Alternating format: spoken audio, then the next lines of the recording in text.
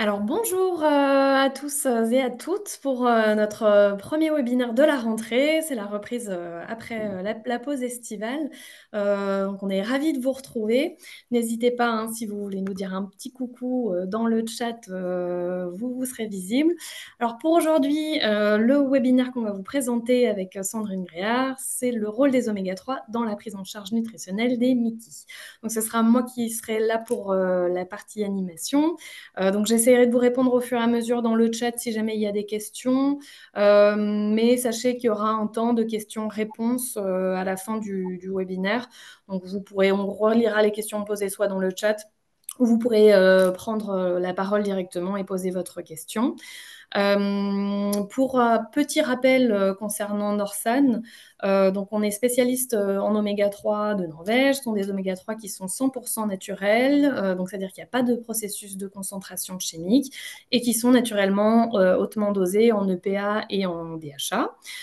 Donc Norsan a été créé et fondé en Allemagne et aujourd'hui numéro 1 des ventes d'oméga 3 dans les pharmacies allemandes. Et on est en train de développer les filiales Norsan un peu partout en Europe, dont la France. Donc, je vous disais, l'objectif de Norsan, c'est bien évidemment de proposer des oméga 3 de la plus haute qualité possible, mais c'est surtout et d'abord d'informer sur l'importance des oméga 3 et surtout de l'équilibre entre les oméga 3 et les oméga 6 pour une bonne santé. Donc, on travaille là-dessus et on partage cette information aujourd'hui au travers de webinaires, comme on va le faire tout de suite. Donc, je vais laisser la parole à Sandrine, qui va se présenter et qui va démarrer le sujet. Je profite aussi, une dernière petite précision, il y aura un replay pour ceux qui arrivent en cours de route ou qui ne peuvent pas rester pendant tout le webinaire. Ne vous inquiétez pas, on vous enverra tout ça dès aujourd'hui ou au plus tard demain. Et voilà, je laisse la parole à Sandrine. Bon webinaire à tout le monde. Alors bonjour à tous et à toutes. Donc voilà, donc je suis donc Madame Gréard Sandrine, je suis diététicienne nutritionniste spécialisée dans les MICI et je suis donc sur Saint-Rémy-de-Provence, installée en libéral. Je me suis donc spécialisée dans les MICI auprès de l'AFA il y a quelques mois.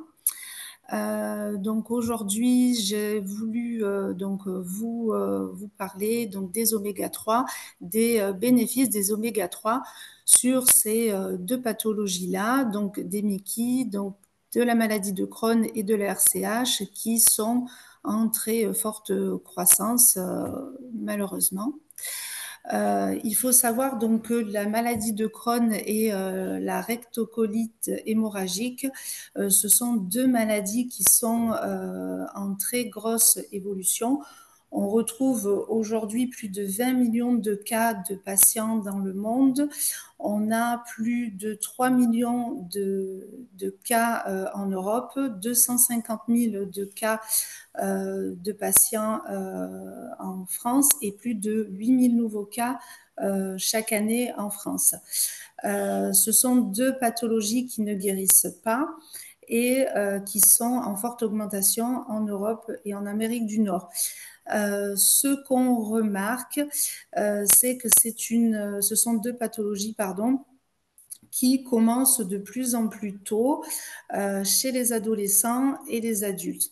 Donc, on a vraiment des tranches d'âge entre 35 et entre 15 et 35 ans. Donc, ce sont des maladies qui sont évolutives avec des périodes d'alternance, de poussée et de rémission. Alors, bien sûr que ça impacte sur la qualité de vie de ces personnes-là. On a des risques de complications qui, heureusement, ne sont pas toujours présentes, mais il faut savoir qu'elles existent, on verra ça après. Et puis, on a une lourdeur thérapeutique. Au niveau de la nutrition, donc la nutrition, elle est indispensable parce que on a une perte donc en vitamines, notamment de fer quand il y a les rectorragies. On verra donc les petits symptômes après. On a une perte aussi en vitamine D, en calcium, avec les traitements qui sont lourd en corticoïdes. Voilà, alors les symptômes les plus fréquents, donc je ne sais pas si vous les connaissez, mais on a le plus fréquemment les douleurs abdominales, les diarrhées, les rectorragies et une grosse fatigue. Les complications qui sont rares, mais il faut savoir qu'elles existent, ce sont donc les sténoses, les fistules et les risques accrus de cancer colorectal. Les conséquences aussi extra-digestives, elles sont là aussi très rares, mais on peut retrouver aussi chez certains cas de patients avec des atteintes articulaires, cutanées et aussi on retrouve oculaires dans certains cas. Alors tout cela, c'est un retentissement bien sûr social. On le retrouve du coup social également professionnel et psychologique sur le patient.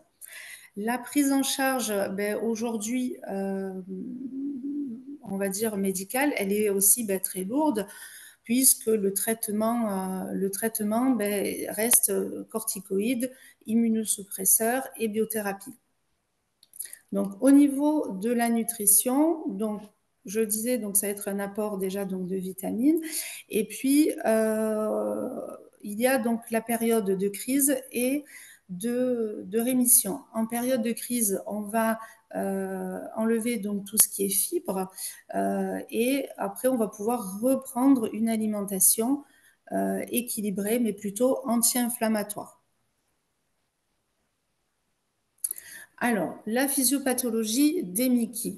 Alors, il faut savoir donc, que les Mickey sont liés à une activation anormale du système immunitaire intestinal. Alors, c'est quoi? Donc, c'est une dysrégulation de la réponse immunitaire intestinale. On retrouve une surproduction des cytokines pro-inflammatoires, ce qui active donc anormalement les lymphocytes T. On a également donc une altération de la barrière donc intestinale avec un passage accru d'antigènes et de bactéries et donc une hyperméabilité donc de la muqueuse. Donc en fait, on a ce cercle vicieux, donc du coup, si on peut dire les choses comme ça, qui s'installe avec donc des tissus qui s'abîment. Donc on a une lésion donc tissulaire et qui renforce du coup cette inflammation. Et donc l'inflammation continue à persister. Donc le microbiote dans les Mickey, donc dans la maladie de Crohn et dans la RCH, joue vraiment un rôle, j'ai envie de dire, majeur dans la prise en charge. Donc c'est vraiment important. Mais on retrouve vraiment qu'il y a un déséquilibre, comme vous pouvez voir, du microbiote. Donc on retrouve une dysbiose entre les bactéries protectrices et les bactéries pro-inflammatoires. Donc, qu'est-ce qu'on a? On a une réduction donc, des bactéries protectrices avec un excès des bactéries pro-inflammatoires, ce qui perturbe du coup le métabolisme des acides gras avec une production du coup de biturate, ce qui entraîne un stress oxydatif et donc on amplifie du coup cette inflammation. Donc l'inflammation devient vraiment chronique. Donc l'inflammation devient chronique et on entraîne donc ce stress oxydatif aggrave les lésions et on entretient en fait l'inflammation. Alors voilà, donc du coup on arrive aux oméga 3.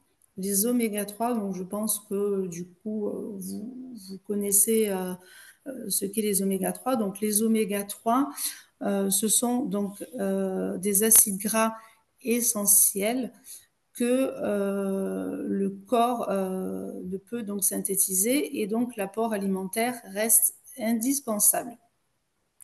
Alors les principaux types d'oméga 3 sont les ALA, donc on retrouve d'origine végétale, donc dans les graines, les noix, les huiles, Et vous avez donc les EPA, DHA dans les poissons gras, dans les algues. Donc poissons gras, je ne vais pas vous les citer. Ces oméga 3 sont vraiment indispensables parce que ce sont les constituants des membranes cellulaires. Et dans les membranes cellulaires, ils vont produire donc les médiateurs lipidiques, donc tels que les résolvines, protectines et marésine, ce qui va donc dans la membrane cellulaire modifier la fluidité de cette membrane, et ça va donc améliorer la régénération des tissus intestinaux. Donc ça va stabiliser en fait la maladie. À partir de ce moment-là, quand les oméga 3 sont, on va dire, entre vraiment dans la membrane, et qu'on a une régulation, un équilibre entre les oméga 3 et les oméga 6, on a une période de stabilité au niveau de l'inflammation. Donc là, du coup, sur cette diapositive, je reviens en fait sur les médiateurs en fait qui sont produits ici par les oméga 3, qui ont une action anti-inflammatoire, et du coup, on a une réduction des cytokines pro-inflammatoires avec une modulation de l'activation des lymphocytes et macrophages.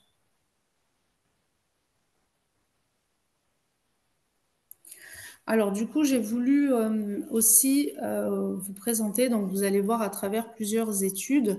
Donc il y a eu plusieurs études, donc d'abord des études expérimentales sur des animaux, donc c'est important aussi de voir l'évolution. Donc il y a eu plusieurs études, mais il y en a eu deux qui ont été marquantes, notamment en 2005. Donc ce sont donc, on revient ici, donc deux études, et on va revenir en arrière, deux études en 2005, Camuesco et Arita, ce sont les deux études qui sont le plus citées. Donc ce sont deux études sur des modèles animaux de colite où on leur a donné donc une supplémentation en EPA et DHA. Et ces deux études ont vraiment ont été, on va dire, révélatrices, où on a constaté vraiment la réduction de l'inflammation avec une amélioration de l'intégrité de la barrière intestinale. Et on a vraiment aussi pu constater la diminution du stress oxydatif. Donc c'est à partir aussi de ces études-là, et il y en a eu même avant sur l'homme, on reviendra un peu après, qu'on a pu justifier d'autres études sur l'homme. Mais ces deux études-là ont été vraiment solides pour justifier vraiment l'action anti-inflammatoire des oméga 3. Voilà, donc là, c'est le schéma donc, qui reprend donc, les études avec la supplémentation en EPA-DHA, donc d'où l'importance du bon ratio EPA-DHA, avec la réduction de l'inflammation colique, qui entraîne donc bien le mécanisme de réduction des cytokines pro-inflammation, la stimulation des médiateurs pro-résolutifs, et donc qui a justifié et qui justifie encore l'application clinique.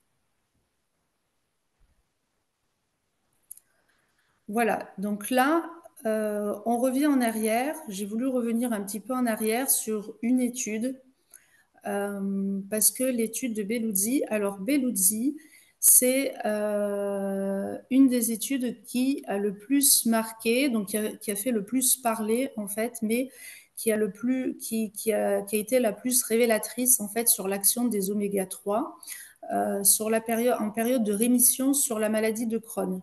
Elle a eu donc voilà. Donc Belluzzi, c'est un gastro-entérologue italien qui passionné à son époque quand il a fait son étude de la maladie de Crohn. Et donc à Bologne, il a mis donc cette étude en 96. Sur son étude, on a bien une réduction au niveau de la rémission. On voit bien qu'on a contre le placebo, on a bien une réduction de 28% de rechute en rémission des symptômes de la maladie de l'inflammation par rapport à l'autre pourcentage de patients n'ayant pas eu les oméga 3. Donc cette étude-là, elle a été beaucoup été un peu entre guillemets controversée, mais c'est vraiment celle-ci qui a le plus marqué et révélatrice dès 96. Une autre étude en 2000, donc Lorenz Senmayer, bon, cette étude, on ne peut pas les comparer, on reviendra après parce que, voilà, donc celle-ci, on était à 30% dans les deux groupes, mais j'en rediscuterai après. D'autres études en 2011, voilà, on voit bien qu'on a une réduction en 2011 sur la maladie de Crohn. Donc, on voit bien qu'on a, sur l'étude de 2011 et 2012, on a bien une réduction de rechute en rémission. Donc, les oméga 3 ont un effet positif en rémission de l'inflammation. On retrouve donc une réduction de l'inflammation en période de rémission. On a moins d'effet sur la RCH. Et en fait, voilà, c'est pour ça que j'en reviens là et je pourrais revenir en arrière, c'est qu'en fait, on ne peut pas comparer toutes les études, ce que vous pouvez voir sur toutes les études, c'est que certaines études, comme l'étude allemande ou là, il y a certaines études, donc il faut faire attention à ce qu'on peut voir, c'est que souvent les études, elles ne sont pas comparables. Donc, on n'a pas des fois le même nombre de patients ou on n'a pas, selon la formule, si on a donné le PA tout seul ou le PA plus DHA. Donc, selon les études, elles ne sont pas comparables. En tout cas, celle de Belluzzi est une étude qui est faite vraiment le bon ratio PA-DHA et qui est vraiment la plus significative et révélatrice d'une bonne rémission du patient en maladie de Crohn. Voilà. Donc les résultats sont hétérogènes, mais encore faut-il bien comparer. Donc c'est pour ça que je voulais bien citer celle de Belluzzi. La dose où on a des effets significatifs, elle est vraiment sur 2 grammes et avec un bon rapport EPA et DHA. Il faut également une durée de suivi et avec une bonne observance, donc bien suivre le patient et il y ait au moins un minimum de prise d'oméga 3. Ce n'est pas une semaine, il faut qu'il y ait une régularité dans la prise du complément. Et les effets sont plus, bien sûr, sur la phase de rémission. Et justement, c'est sur cette phase de rémission où on va prendre l'oméga 3 pour éviter de se retrouver dans des phases actives, éviter l'inflammation pour se retrouver sur une phase active. Donc, en application, donc, on constate des bénéfices sur des patients atteints maladie de Crohn en rémission en phase d'entretien. Donc, peu d'intérêt démontré en phase active, mais justement, on va limiter cette phase active grâce à l'action des oméga 3 pris sur le long en phase de rémission, donc en phase d'entretien. Moins de preuves sur la RCH, et puis on a donc une dose d'efficacité au-delà de 2 grammes par jour avec EPA-DHA.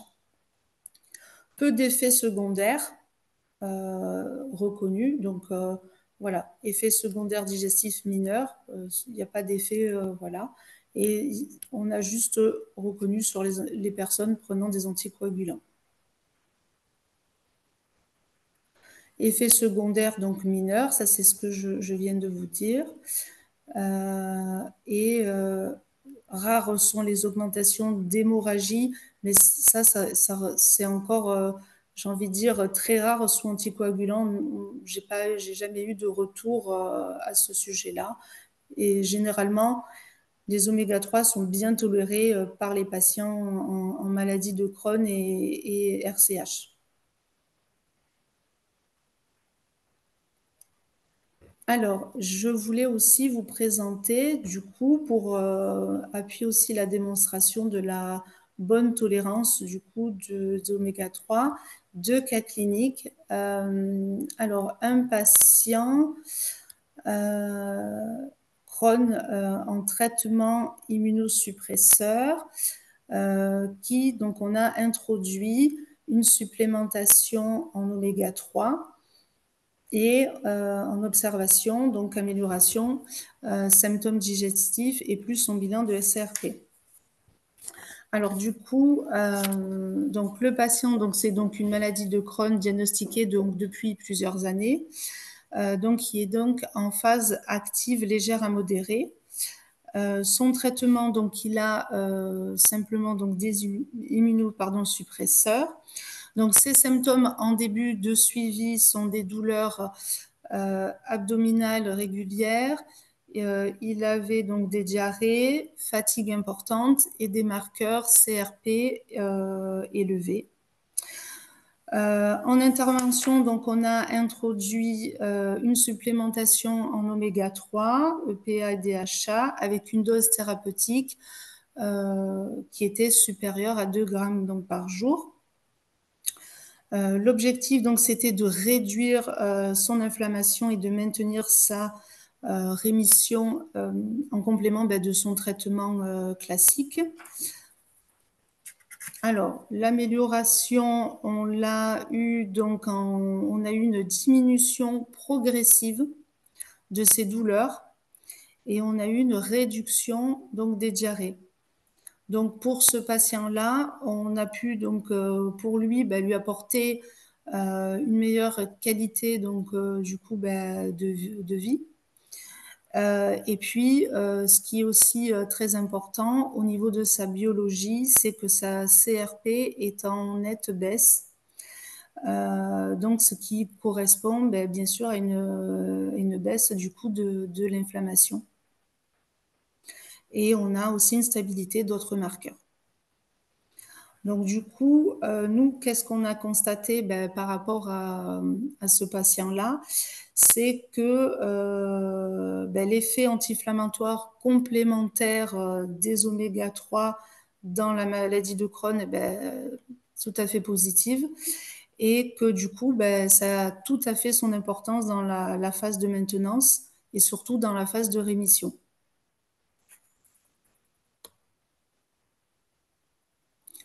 Pour le cas numéro 2, donc c'est un patient RCH qui est en rémission et les oméga 3 sont utilisés donc en entretien. Et donc là, les résultats, donc c'est un maintien de la rémission pendant 12 mois. Donc là, pour ce patient-là, donc on a un patient qui est actuellement donc en rémission. Son traitement, c'est un traitement classique, pas de corticoïdes du coup au moment de l'étude. L'objectif du coup était de maintenir sa rémission le plus longtemps du coup possible et de prévenir les rechutes et surtout de réduire la dépendance aux traitements qui sont lourds. Alors, nous, au niveau de l'intervention, on a remis donc en place pour ce patient-là une supplémentation en oméga 3, EPA et DHA avec du coup un bon ratio, avec une dose toujours supérieure à 2 grammes par jour. Les résultats observés sur 12 mois ont été donc un bon maintien de la rémission clinique pendant un an. Le patient n'a pas eu de poussée pendant la période de suivi, donc ce qui veut dire qu'il y a une très bonne tolérance et on n'a eu aucun effet significatif secondaire rapporté. Au niveau des marqueurs biologiques, ils étaient stables et on avait un profil inflammatoire qui était contrôlé puisque la CRP du coup était basse. Donc, ce cas du coup de patient que j'ai voulu vous présenter, montre bien du coup l'intérêt des oméga 3 en phase aussi de maintenance pour prévenir les rechutes en cas d'RCH aussi. Et le rôle aussi complémentaire des oméga 3. Alors, je reviens juste en arrière. Ici, voilà, les oméga 3 ne remplacent pas les traitements classiques, mais sont vraiment un traitement, c'est ça que je veux vraiment montrer aussi à travers les deux études, c'est qu'ils sont vraiment un complément intéressant des traitements classiques. Et hop, voilà. Donc, il y a encore bien sûr des études, on peut explorer encore plein d'autres parcours parce que, voilà, encore une fois, là, ces deux cas cliniques, bon, ces deux cas, c'était très bien, chaque patient est différent, mais les résultats sont là. Il y a quand même de l'avenir là-dessus. On a de très bons résultats sur les périodes de rémission. Et ça on a de voilà.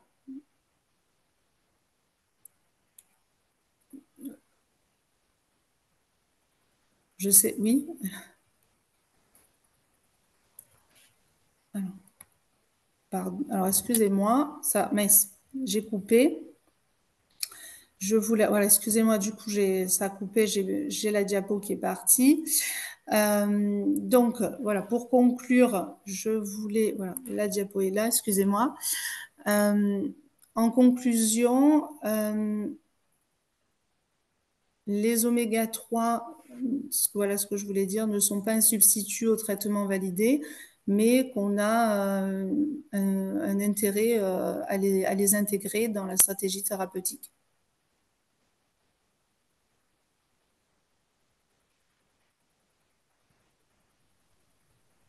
Très bien. Bah, écoutez, je vais Voilà. prendre. Oui. Merci beaucoup, Sandrine. Je vais rapidement faire une présentation des gammes et des produits, si vous me le permettez. Oui. Et ensuite, on procédera aux questions-réponses, si ça vous va. Oui. Donc, si on peut simplement passer sur la slide suivante, s'il vous plaît. Oui. Voilà, comme ça, tout le monde a le visuel, ce sera plus parlant aussi. Donc chez Norsan, on propose 4 gammes différentes pour s'adapter aux besoins de chacun. Et chaque gamme est déclinée en version liquide, donc c'est de l'huile, ou en version capsule, voire pastille gélifiée à mâcher dans le cas de la gamme Kids.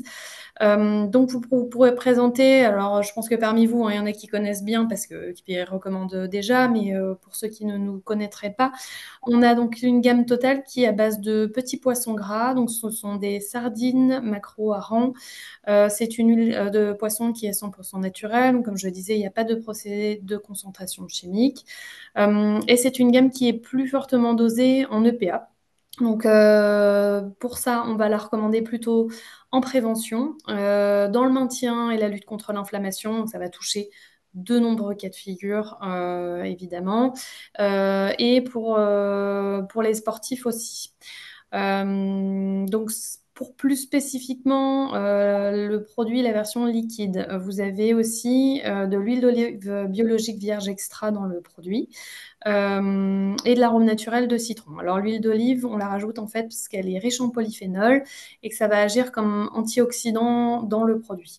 Donc c'est à chaque fois sur les versions liquides dont je vais parler, vous allez avoir 2 grammes d'oméga 3 par dose journalière et 800 unités internationales de vitamine D3. Les capsules, ça va être entre 1500 et 1700 mg. Donc cette différence, ça s'explique aussi pour qu'on soit sur un nombre de capsules raisonnable à prendre par jour. Et encore une fois, parce qu'on n'est pas sur des produits qui sont concentrés chimiquement pour avoir un plus haut dosage. Sur la gamme vegan, donc ça c'est une huile d'algue qui est riche donc qui est à base d'une microalgue marine qui s'appelle le Schizochytrium sp. On en a 2 types. Celui-là est naturellement hautement dosé en EPA et DHA. Donc c'est l'intérêt de cette gamme vegan. Vous n'allez pas être sur des produits oméga 3 ALA comme on peut retrouver parfois sur des produits vegan. C'est vraiment l'équivalent exact des oméga 3 qu'on trouve dans les huiles de poisson. et pas uniquement du DHA, eh bien, le EPA et DHA. Malgré tout, elle est plus fortement dosée en DHA. Donc, c'est une gamme qu'on va recommander non seulement pour les personnes évidemment qui sont végétariennes, véganes ou par conviction pour réduire l'impact sur l'écosystème marin. Mais aussi, ça va être intéressant d'aller le proposer à des personnes qui veulent un maintien de l'activité visuelle et cérébrale. Là, encore une fois, on a la version liquide où on a là une dose journalière de 5 millilitres qui est recommandée pour les 2 grammes d'oméga 3 et 800 unités internationales de vitamine D3 vegan et l'équivalent de capsules pour ceux qui trouveraient ça plus pratique. Vous avez aussi la gamme Arctis, donc ça c'est de l'huile de foie de morue 100% naturelle, toujours 2 grammes d'oméga 3 pour la version liquide par jour. Cette gamme aussi, elle est plus dosée en DHA. Donc encore une fois, plutôt pour le maintien de l'activité cérébrale et visuelle. Et vous avez la gamme Kids, donc qui est un mélange de petits poissons gras et d'huile de foie de morue. Donc vous avez en version liquide, qui est la forme la plus naturelle possible et celle qu'on recommande dans la mesure de possible. C'est une huile qui se mélange à l'alimentation froide, donc dans des yaourts, compotes, smoothies, etc. Donc c'est assez facile à incorporer à l'alimentation des enfants sans qu'ils s'en rendent forcément compte. Pour les plus récalcitrants, on a aussi la possibilité de leur donner des pastilles gélifiées à mâcher qui sont sans sucre ajouté, qui sont aussi hautement dosées en EPA et DHA et qui ont beaucoup de succès auprès des enfants parce que ça ressemble à un bonbon, mais ce n'en est pas un. Donc c'est important de souligner cette différence-là. On passait la slide, vous avez un dernier produit qui ne fait pas partie de ces gammes-là et qui est intéressant surtout dans des premières prises. En fait, c'est notre analyse des acides gras. C'est un autotest sanguin qui se fait à la maison.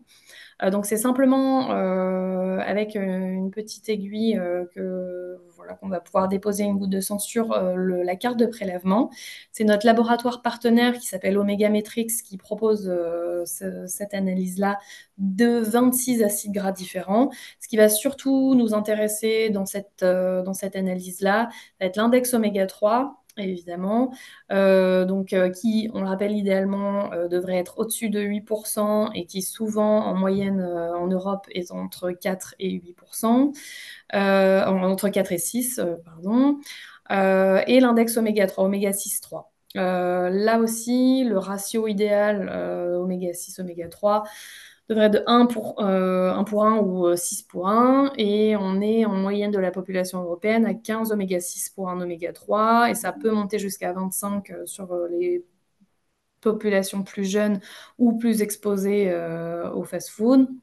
Donc voilà, c'est intéressant de voir où le patient se trouve, parce que ça va permettre non seulement d'adapter la dose journalière recommandée d'oméga 3, mais ça va permettre de l'accompagner dans des modifications du régime alimentaire. Ça se fait toujours de toute façon sur une approche globale et dans une volonté de rééquilibrer et pas juste de prendre de la complémentation. Donc, on va recommander aux patients de réduire aussi son apport en oméga 6 généralement. Donc, faire un peu attention aux produits qui contiennent du soja, de l'huile de tournesol.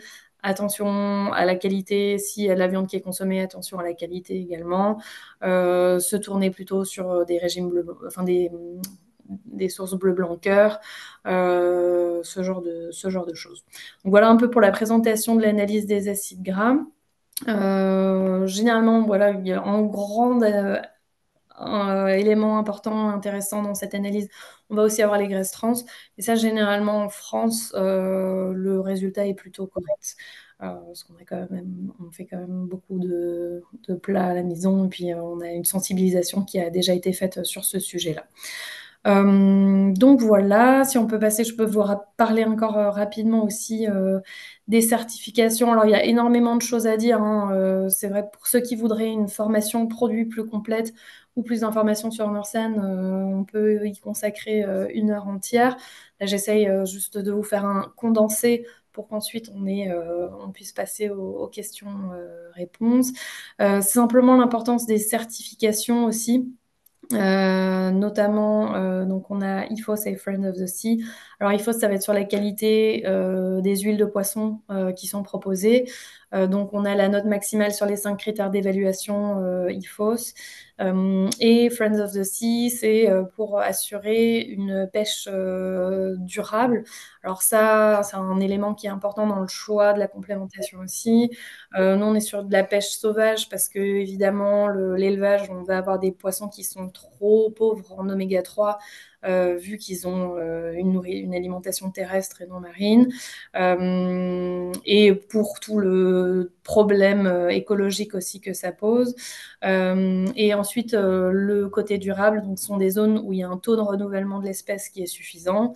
Des zones où il y a un niveau d'oxygénation de l'eau qui est important. Donc voilà, tout ça sont des éléments qui vont avoir un impact sur la qualité de la matière première et donc du produit final, notamment de l'indice Totox. Donc c'est l'indice d'oxydation de l'huile qui, plus il est faible, plus l'huile sera fraîche et de qualité, et meilleure sera l'absorption. On n'aura aussi pas de problématiques ou de soucis de reflux. Et donc là, sur l'IFOS, sur l'indice Totox par exemple, on est toujours entre 3 et 11 sur les produits Norsen. Ça va dépendre des gammes parce que ça dépend aussi des autres produits qui sont ajoutés dans le produit. Mais évidemment, voilà, ça dépend de la qualité de la matière première. Si on a encore un petit peu, vu qu'on a encore un petit peu de temps pour aider aussi, pour vous guider dans le choix de la complémentation ou pour aider vos patients à faire un choix, on a remis quelques critères qui sont essentiels. C'est déjà de regarder le dosage en oméga 3 par dose journalière, le dosage en EPA et DHA. De regarder si on est sur un produit qui est naturellement concentré, parce que vous en avez parlé, Sandrine, pardon, dans les cas cliniques et les études, on n'a pas du tout les mêmes résultats quand on a des produits qui sont sous forme de triglycérides ou d'éthylester.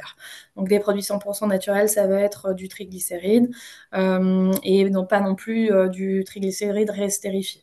Donc voilà, ça c'est un élément qui permet de faire un peu de distinction aussi entre la qualité des produits. On en parlait, il y a évidemment l'indice Totox, donc plus je vous disais, plus il est faible, plus l'huile sera de qualité. Ça va être le côté, est-ce qu'on est sur une pêche sauvage, est-ce qu'elle est durable? Ça va être le temps de transformation aussi entre la pêche et la production. On est sur une durée maximale de 4 heures entre la pêche et la transformation. Ça va être la purification aussi, hein, ça va être donc chez Norsan on propose une purification en 3 étapes, donc avec souvent, il y en a souvent uniquement 2, mais là il y a une troisième avec microdistillation sous vide qui permet d'éliminer en profondeur les PCB polluants métaux lourds. Donc sachez aussi, si c'est un sujet qui vous intéresse, que sur le site internet on met à disposition l'analyse des métaux lourds, donc voilà pour montrer qu'il n'y a que des traces, et ce sont des analyses qui sont faites par un laboratoire indépendant. Voilà, il y aurait encore beaucoup de choses à dire. Là, c'est simplement un résumé. Donc, on va pouvoir passer aux questions-réponses si vous en avez. J'ai vu dans le chat, au niveau de la supplémentation en oméga 3, dans les cas pratiques dont vous parliez, Sandrine, s'il y avait aussi une modification de la diète. Je suppose que oui, mais je vous laisse peut-être répondre plus en détail. Alors, est-ce que vous pouvez, vous pouvez me répéter la question, pardon? Oui, pas de souci. Oui, C'est en fait dans le cas des supplémentations en oméga 3, s'il y avait oui. aussi une modification de la diète. Ah, au niveau de l'alimentation, vous voulez dire? Je suppose. Alors, nous, en phase de toute façon, oui, on adapte. En phase de rémission, on adapte l'alimentation, mais oui, la répartition, elle est adaptée. On adapte l'alimentation, tout à fait. Mais c'est au cas par cas. Parce que on ne peut pas donner un régime alimentaire. On a bien sûr des bases, on a des bases de tel aliment et tel aliment qu'il faut, mais chaque patient, on va dire, est différent et tolérance à l'inflammation. C'est pour ça que moi, par exemple, dans mon cabinet, j'ai une application de suivi. Alors bien sûr, en phase de crise, on va enlever les fibres, etc. Mais en phase de rémission, on rééquilibre avec une alimentation anti-inflammatoire. Mon patient va enregistrer dans son carnet, on met une alimentation anti-inflammatoire et va enregistrer ce qu'on a mis en place et peut-être que cet aliment-là qu'on a mis va pas lui convenir les symptômes et on va l'enlever. Voilà, pour avoir conversé et travaillé avec beaucoup de gastro-entérologues, quand je leur demande, ils me disent mais on peut pas faire. Il y a des listes que vous pouvez voir sur internet, mais il n'y a aucune liste standard pour. On peut pas mettre dans des cases. On peut pas donner une liste à un patient. Il y a des généralités, mais après on adapte. Voilà. C'est pour ça que généralement on renvoie Oui, aussi toujours à un professionnel de santé parce que oui, ça va être du cas voilà. par cas. Et même pour les dosages dont on parlait tout à l'heure, hein, ce sont des recommandations Oui, générales. Le mieux, c'est de faire enfin, une analyse et de parler à son professionnel, son médecin, le professionnel qui vous accompagne pour avoir un cas par cas et adapté à votre situation, évidemment. Donc, il y avait une deuxième question qui était plus sur les produits. oui. Donc, je le lis pour tout le monde. Oui, C'est préconisez-vous de mettre les gélules au congélateur pour stabiliser le produit avant leur utilisation? Alors ça, non. Pour la conservation, on recommande quand les produits sont fermés, simplement donc, que ce soit de l'huile ou des capsules, de le laisser à température ambiante à l'abri de la lumière. Ça va être surtout la chaleur, la lumière risque de provoquer une oxydation des produits. Donc, ça suffit si on est dans une température ambiante inférieure à 25 degrés et à l'abri de la lumière. Une fois que le produit est ouvert, par contre, sur l'huile, pas sur les capsules, on conseille de le mettre au réfrigérateur. S'il fait, comme cet été, on a des périodes de canicule, vous pouvez aussi mettre les produits fermés ou les capsules au réfrigérateur, vraiment par précaution, mais il y a pas de nécessité. Voilà, j'espère que ça a répondu à votre question. Donc, donc vous pouvez écrire, vous continuez d'écrire vos questions dans le chat, on les lira et puis on tâchera d'y répondre. Si vous pouvez aussi lever la main et prendre la parole si vous le désirez. Donc, sinon, j'en profite aussi. Donc là, vous avez les informations de contact. Donc, Sandrine, si vous voulez éventuellement présenter vous avez un site internet. oui, donc j'ai mon site internet, donc c'est dietforme7.com. Et puis ma page Instagram aussi, c'est dietforme7. Et mon premier livre qui va être bientôt disponible, Bien manger, bien être, dédié à la femme enceinte. Il sera bientôt disponible de partout à partir de début octobre. Très Voilà, bien, merci. Et voilà. vous avez aussi, donc vous avez eu le temps de noter, on vous renverra de Mm. toute manière aussi avec le replay enfin, les liens vers les sites internet. Oui. Si vous avez des questions sur les produits, vous pouvez aussi nous appeler directement au numéro affiché. Vous avez l'adresse mail. Après, il y a aussi les réseaux sociaux. Donc, de toute manière, on répondra sur les différents canaux. Je vois qu'il y avait encore une question aussi sur le prix de l'analyse des acides gras. Alors, pour le patient, elle est à 89 euros. Si chez Norcel vous êtes expert, vous avez accès, vous avez possibilité de vous inscrire en tant qu'expert sur notre site. Donc là, il faudra simplement avoir un justificatif aussi et sur lequel il y a des tarifs spéciaux pour les professionnels de santé. Mais là, vous pouvez nous contacter, comme j'ai dit, nous contacter directement ou vous inscrire en tant que professionnel de santé sur le site avec un justificatif. Si on peut encore passer la slide, pardon. J'aimerais que je vous présente Alors déjà, vous avez un code aussi qui est valable sur l'ensemble de la gamme Donc pour vous remercier d'avoir participé au webinaire. Donc c'est le Web 250917, donc qui sera valable jusqu'au 25 septembre. Donc voilà, vous pouvez en profiter. Et puis on vous a aussi mis sur la slide suivante le lien vers le prochain, enfin simplement l'information du prochain webinaire. Donc on se retrouve le 5 novembre à 19 h pour la prise en charge du SOPK par la micronutrition. Et c'est un webinaire qu'on va refaire avec Opia, qui est un de nos partenaires avec lequel on a déjà fait plusieurs webinaires qui sont disponibles sur notre page Norsan YouTube France aussi. Donc vous avez en fait, donc demain vous aurez l'intégralité de ce webinaire, du replay qui vous sera envoyé par mail avec la partie questions-réponses. Sur YouTube, vous avez un résumé, une version courte des webinaires, mais sur tous les sujets de santé qui ont déjà été abordés.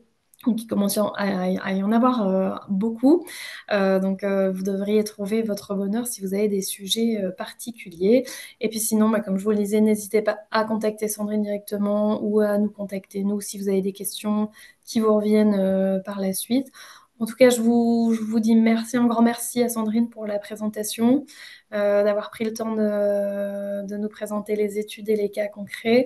Et puis, merci à vous surtout aussi d'avoir participé, d'avoir pris le temps d'écouter notre webinaire. Et donc, je vous souhaite une excellente journée et je vous dis à très bientôt.